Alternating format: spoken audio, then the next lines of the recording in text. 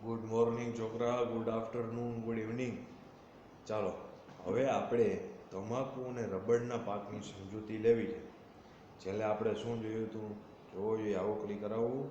શું છે? શણ અને શેરડી જોયું હતું. હવે ગયું ને યાર? હા, છેલ્લે ચિત્રોની ચર્ચા કરી હતી અને પાકને જાજુ પાણી જોઈએ એની ચર્ચા કરી હતી. હવે આપણે જોવું છે તમાકુ અને રબડ. જોઈએ, તમાકુ એ ખરીફ પાક છે. તમાકુના પાક માટે રેતાળ, ગોરાળું જમીન જોઈએ, 20°C તાપમાન જોઈએ અને 100 સેમી જેટલો વરસાદ વધારે માફક આવે છે. તમાકુના પાક માટે આબોહવા કરતાં જમીન વધુ નિર્ણાયક પરિબળ છે. ખાસ નોંધવા જેવું કીધું કે આબોહવા તો હજી થોડીક આગળ પાછળ વચ્ચે ચાલશે, પણ જમીન અતિ મહત્વની છે. જો જમીન વધારે સારી હશે તો તમાકુનો પાક છે એ વધારે સારો લઈ શકાશે. હવે ચીન, બ્રાઝિલ, ભારત અને અમેરિકા વિશ્વના તમાકુ ઉગાડતા અને નિકાસ કરનાર મુખ્ય 4 દેશો છે.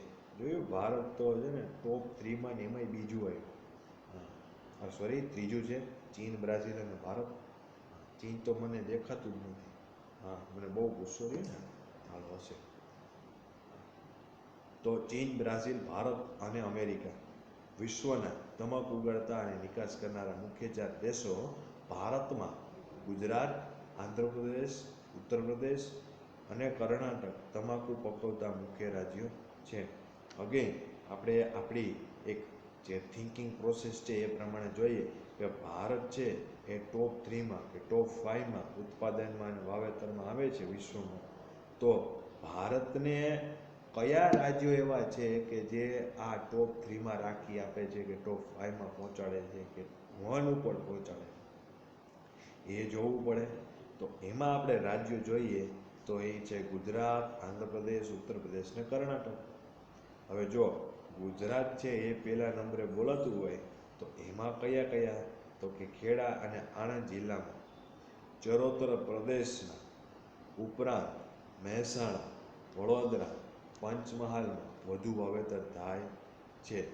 ભારતમાં કુલ બીડી તમાકુ પછી ઉત્પાદનના 80% ગુજરાતમાં થાય છે.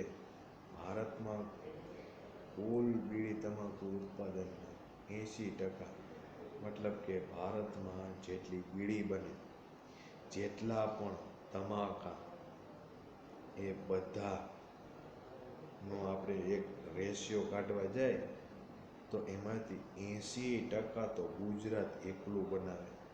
એટલે જો ગુજરાત છે એ હાલ આજે પણ તમાકુ છોડી શક્યું નથી.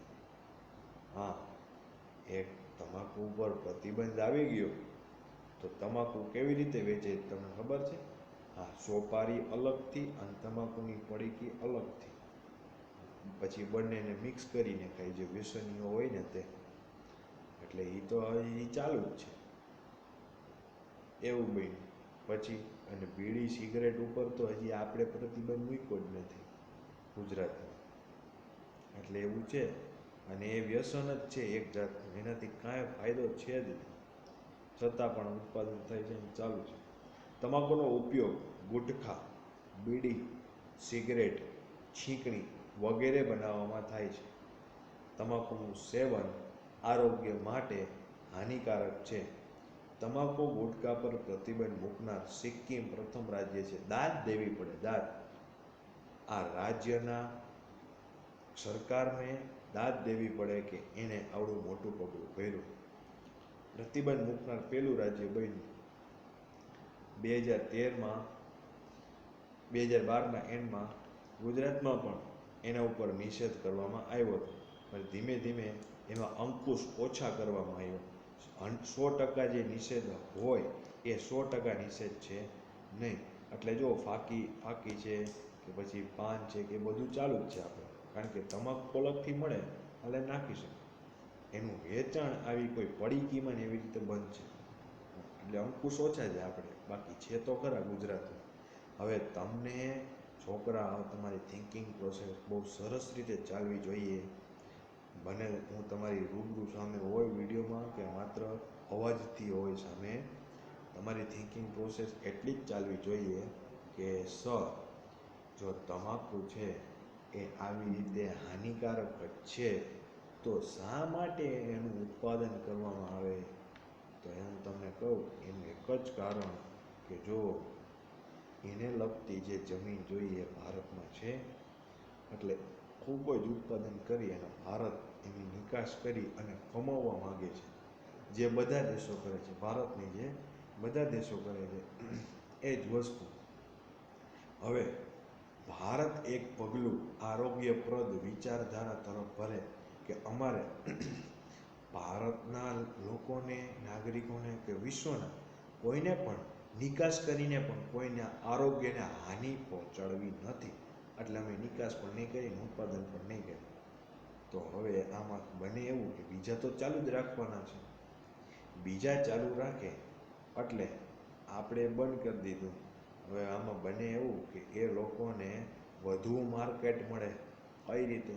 તો કે આપણે બંધ કરી દીધું છે ઉત્પાદન, એટલે ભારતમાં તો માંગ છે, એટલે વિદેશથી આયાત કરવું પડે. વેપારીઓ છે એને તો કમાવવું હોય, એટલે વિદેશથી આયાત કરે અને પછી વેચે. એટલે ભારતમાં પછી જે પાન ફાકીના જે ભાવ છે એનાથી ડબલ ભાવ થાય, મોંઘવારી વધે. પાન ફાકીમાં મૂંઝાતા નહીં, ટમેટામાં નથી.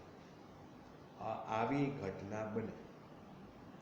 એટલે જો આના ઉપર પ્રતિબંધ મારવો હોય તો વિશ્વ સ્તરે પ્રતિબંધ લાદવો જોઈએ.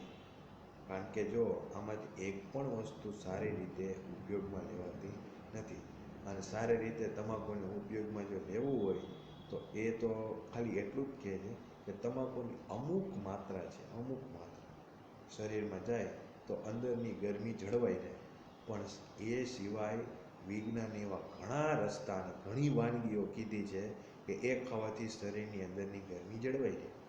એટલે ઓવરઓલ જોવા જઈએ તો તમાકુનું કંઈ કામ છે જ નહીં. પણ આ તો માત્ર કમાણી માટે, પ્રથમ હેતુ કમાણી, વેપારનો હેતુ સેવીને તમાકુનું ઉત્પાદન થાય, વેચાણ થાય છે. ચાલો, આ મારે તમને સમજાવવું જોઈએ એટલે કીધું. આગળ વધીએ. રબડ. લેટેક્સ ફૂડના રબડના વૃક્ષમાંથી ઝરતા દૂધ. હવે ઘણીવાર તમે નોંધ્યું હોય તો જ્યારે કોઈ પાંદડું તમે તોડો છો તો સફેદ વસ્તુ, સફેદ પ્રવાહી નીકળે છે. એ શું છે? એને ક્ષીર તરીકે ઓળખવામાં આવે. એમાંથી ને રબડ તૈયાર કરવામાં આવે. મતલબ ક્યારેક તમે એવું ઝાડ જોયું હોય કે તો રબરનું ઝાડ છે. રબરના બગીચામાંથી એકત્ર કરેલા દૂધમાં એસિટિક એસિડ મેળવીને, હવે એના ઉપર પ્રક્રિયા તો કરવામાં આવે છે. હા, ડાયરેક્ટ એને સૂકવી દો એ સફેદ પ્રવાહીને, એટલે દૂધ રબડ ન બની જાય.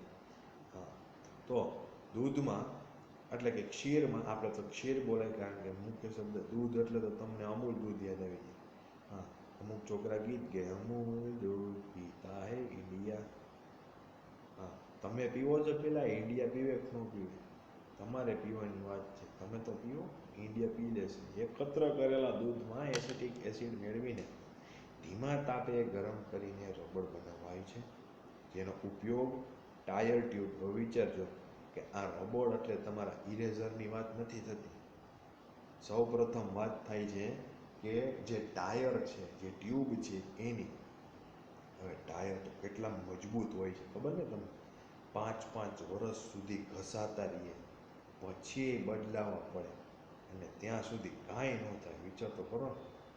હે, પંચર પડે તોય સમા થઈ શકે, રિપેર થઈ શકે. મતલબ કે આ કેટલી મહત્ત્વની વાત થઈ અને આની કેટલી જરૂરિયાત છે હાલના સમયમાં, ખબર છે ને? હા, કારણ કે કોઈ પણ નાનામાં નાનું વાહન તૈયાર થાય, કોઈ પણ એન્જિન કરતાં પણ વધારે મહત્ત્વની જરૂરિયાત રબરની છે. શા માટે? વિચારો જોઈએ. થિંકિંગ પ્રોસેસ કરો. ચાલો કહી દઉં કે ભાઈ એન્જિનના પાર્ટ ઓટોમોબાઈલ છે એટલું જ ચાલે છે. કારણ કે અત્યારે કોઈને સાયકલ ક્યાં ફેરવવી છે? પણ તમે સાયકલમાં નોંધો તો સાયકલમાં એન્જિન ક્યાં? પણ છતાં એમાં ટાયર આવે છે કે નહીં? ટાયર ટ્યુબ બંને હોય તો એમાં રબરની જરૂર પડે કે ન પડે? એટલે કે એક સ્ટેપ આગળ છે રબર, એ ટાયરની જરૂર પડવાની હોવાથી સાયકલમાં ત્યાં પણ રબર વપરાય છે. તો આ રબરનો ઉપયોગની વાત છે. આગળ વધીએ. ટાયર ટ્યુબ જેવી ઔદ્યોગિક અનેક પેદાશોમાં તેનો ઉપયોગ થાય છે. ગરમ અને ભેજવાળી આબોહવા, વધુ વરસાદવાળો વિસ્તાર, રબરની ખેતી કરવામાં, બાગાયતી ખેતી, એ કેવી બાગાયતી ખેતી કરવામાં આવે છે. વિશ્વમાં રબરના ઉત્પાદનમાં મલેશિયા પ્રથમ સ્થાને છે. ભારતનો મુખ્ય ઉત્પાદક દેશોમાં સમાવેશ તો થાય છે. કેને લીધે? તો કે કેરળ, તમિલનાડુ, કર્ણાટક, અસમ અને ત્રિપુરા રબરનું ઉત્પાદન કરતા મુખ્ય રાજ્યો છે. ચાલો, આ હતી તમાકુ અને રબરના પાકની સમજૂતી. આવડી જશે બધાને એકદમ સરસ રીતે? ચાલો, વેરી ગુડ. બનાવી લેશો ને માળખા પ્રમાણે જવાબ? Okay, very good, all the best.